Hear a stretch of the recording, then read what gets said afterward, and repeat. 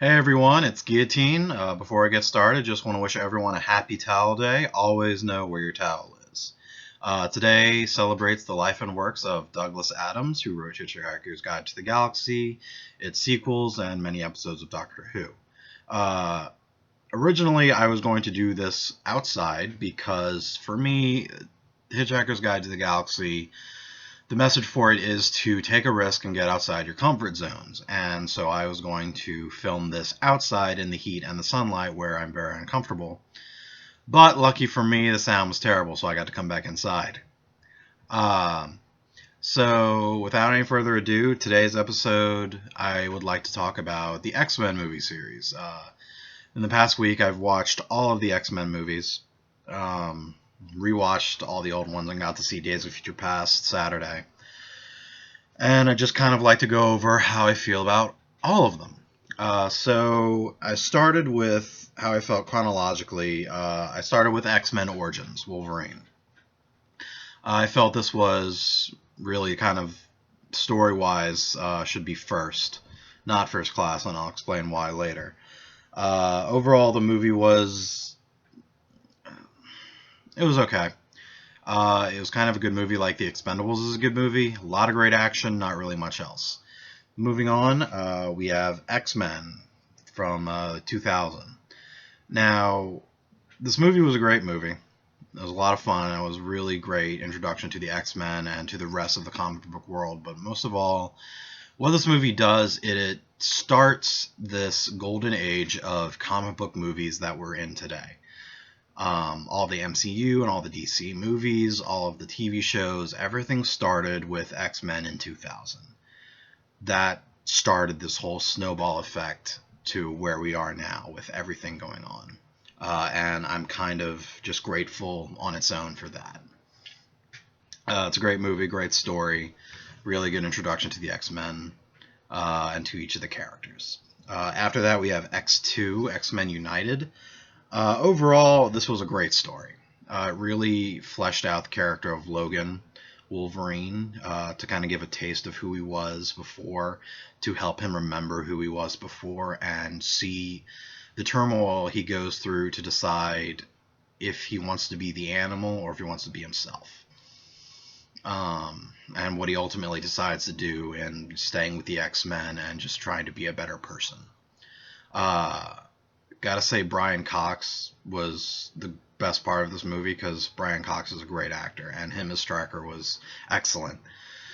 Another favorite aspect of this movie is just the united part. I love seeing Magneto work with the X-Men, especially work with Charles Xavier, because they have that relationship, that history, that friendship. I love seeing that on screen. So seeing Magneto lead the X-Men in X2 because Charles was kidnapped and taken was really fun for me. After that, I went into X3. Not a lot of people like X3. I thought it was a pretty bad movie. It wasn't great. It was like I said with the X-Men Origins. Has a lot of great action, but the story is kind of lacking. That being said, this is probably my favorite movie to watch, simply because Kelsey Grammer as Beast is the greatest casting choice I have ever seen in cinema. That is just the perfect casting choice. For me, ever since I was a kid, Beast was my favorite. Obviously, I'm not a small guy, so to see, this Beast, this big guy, be more of an intellectual than anything and not be a dumb brute was really refreshing. And it was something that, as a kid growing up, I could look up to, which I know there's a lot of aspects of the X-Men that a lot of different cultures and ethnicities and diversities acknowledge and identify with. Well, for me, I identify with Beast, the big, hairy guy who is also an intellectual, or else I feel I'm an intellectual, whatever. So going on from that, I watched Wolverine, the solo spinoff for Logan. It was a great solo movie.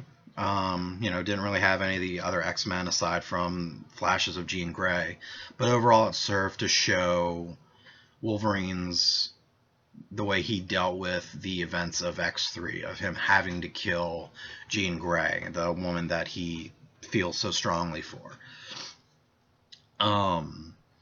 It was a great story, a really nice fish out of water tale of, seeing Logan, who's this I don't really give a crap character in this land, and in Japan, this land of honor and tradition and all these other things, and just see how he, deals with that on the daily basis. As far as action goes, the action was great. The bullet train fight scene was pretty cool. Most of all, it shows how, like I said, how he deals with the events of X3 and how he goes through the stages of grief and how he comes back stronger as more himself than ever he was before. And then at the end, of course, we have Magneto and Professor X back from the dead coming to ask him for help, which sets up the events of Days of Future Past. So after the Wolverine, I went into X-Men First Class. Why didn't I watch this movie first?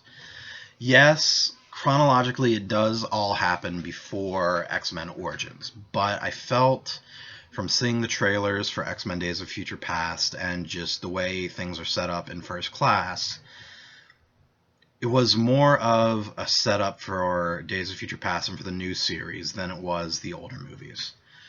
So because of that, I saw it as starting a new chapter.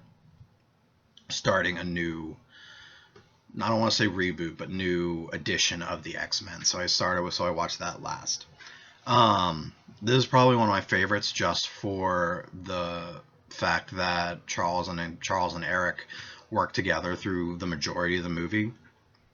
We really get to see that friendship build, see where it started and where it eventually ends, to see them part ways finally, and it gives us a chance to see where they were, where everyone was in the beginning, and kind of understand the events that led them to where they are when we come back to them. Again, Beast was one of the main characters, and Beast is just always one of my favorite characters. So he was the new guy they got for him. I thought did a really great job as a young Beast. So I was also really glad to see him in Days of Future Past. Speaking of which, so I got to see Days of Future Past yesterday with a group of friends, and overall I thought it was great. It had an amazing story. Some really great action scenes, but that definitely wasn't the focus. This movie was definitely story heavy than it was action. Overall, the story is the Sentinel program is now in the future wiping out and capturing mutants and the humans that help them, and anyone else who has the mutant gene, who can then go on to pass it to their sons and daughters. And the X-Men are standing up against them, and there's basically their last shot of stopping this war is they decide to send Logan back in time or send his consciousness back in time to his younger self so that he can get Professor X and Magneto to help him stop Mystique from killing Bolivar Trask, who was a scientist who started the Sentinel program. Because in her killing Bolivar Trask, it kind of sets humanity on the path to start the Sentinel War and feel the need for it. So Logan go back to time, and we get to see Charles Xavier probably at his lowest point. Same with Eric Lyncher at his lowest point. Professor X has, through a serum, regained the ability to walk, but because of that, the serum blocks his telepathic abilities. So he's just kind of a wreck living with Beast in the mansion alone, and Wolverine goes to kind of pick him back up. They go together with getting Eric Lyncher out of the Pentagon prison, which they got Quicksilver for, and the jailbreak scene was actually pretty awesome. I won't spoil too much, but it was definitely a lot of fun, and watching this Quicksilver work was really cool. So as it continues, Eric and Wolverine and Professor X go to stop Mystique, but because Eric is Eric, he messes things up and basically changes the future of how Mystique kills Bolivar to start the war, but kind of starts the war himself. So then the goal becomes stopping Magneto from basically expediting the war and humanity's fear of mutants. As they go through, they eventually do stop Magneto. Something I really liked in this more than any of the others was the way the conflict was resolved. It wasn't resolved through a big fist fight or bombs or explosions. Don't get me wrong, those were there. But ultimately, the conflict was resolved by letting go. Mystique got to a point where she ended up saving the president and Bolivar Trask and the other humans from Magneto, but then she had the chance to kill Bolivar Trask herself. Everyone saw it. Everyone knew she had the chance to kill Bolivar. No one was going to stop her. And she made the decision to not do it. Basically, to be the bigger person and to walk away and to let it go. And that, showing that humanity from a mutant showed the rest of humanity that, they are just like us. There's good and evil humans, there's good and evil mutants. They're not something to be feared. And that eventually ends the future Sentinel War. So after that happens, Logan goes back in time, goes back to the future, and everything that happened before, all the other 5 movies, aside from First Class, have basically never happened or happened differently. So it's kind of a reboot to the series, the same way the new Star Trek films are a reboot to the Star Trek series, which I actually really appreciate. I like that instead of, like with Spider-Man and the Batman movies, it's not just they just press the reboot button and it never happened, we're going to start anew. It took everything into account, showed the events that in those movies that got to this point of this war, and showed what we had to do to be better, to change it, a second chance to do the right thing. And that was the overall message of the movie, that this is a second chance to be the better person, to let things go, to not let rage and hate consume us and guide us to what we want to do. They did have a post-credit scene of Apocalypse building a pyramid with a bunch of followers bowing down to him. Apocalypse, I'm sure people know him better than I do as the first mutant. I'm not 100% sure. I need to look him up, just like I had to look up Thanos when he first showed up in Avengers. So I'm really curious to see where that's going to go. I'm definitely looking forward to any future X-Men movies. I'd like to know if they're going to stay in, the near past or the present, or if they're going to focus on the future setting for the movies, if they're going to do with Patrick Stewart and Ian McKellen, or Michael Fassbender and James McAvoy, how they're going to do that.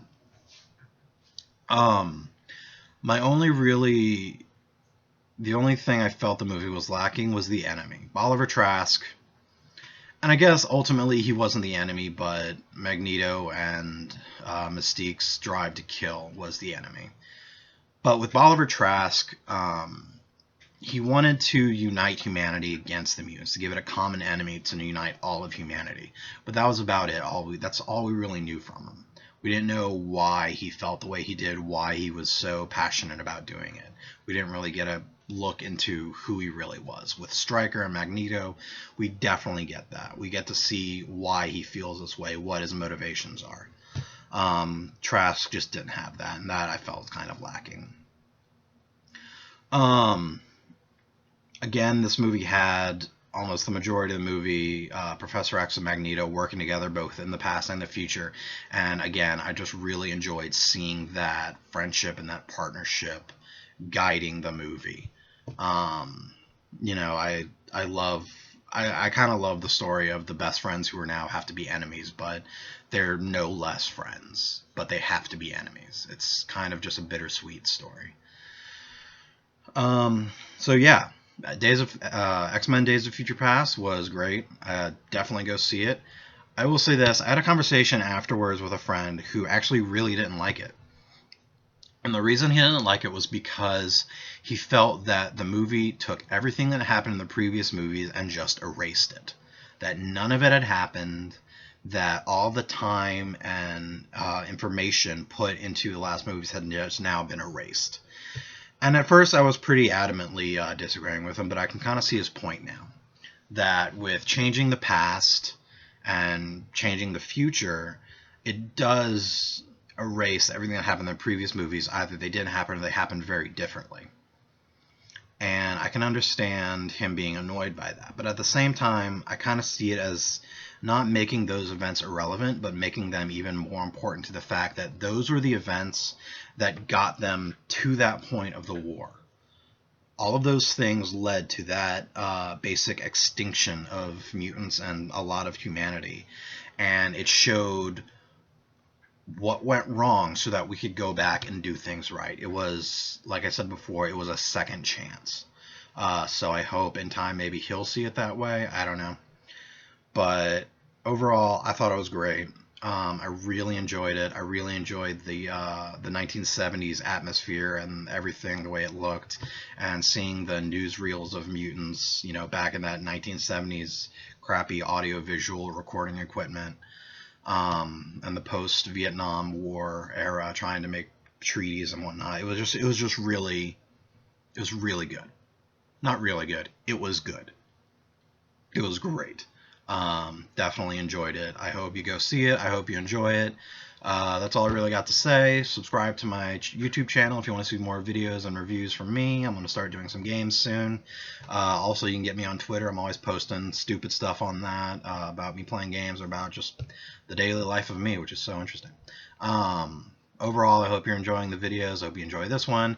Do you agree? Do you disagree? Do you want to hash this conversation out with me? Did you think the movie was total crap and you want to talk to me about it? That's what the YouTube comments are for. I'll respond if I have a response for you. Otherwise, I hope you enjoy it. Have a happy towel day. Always know where your towel is. And this is Guillotine out. Hope you have a great time.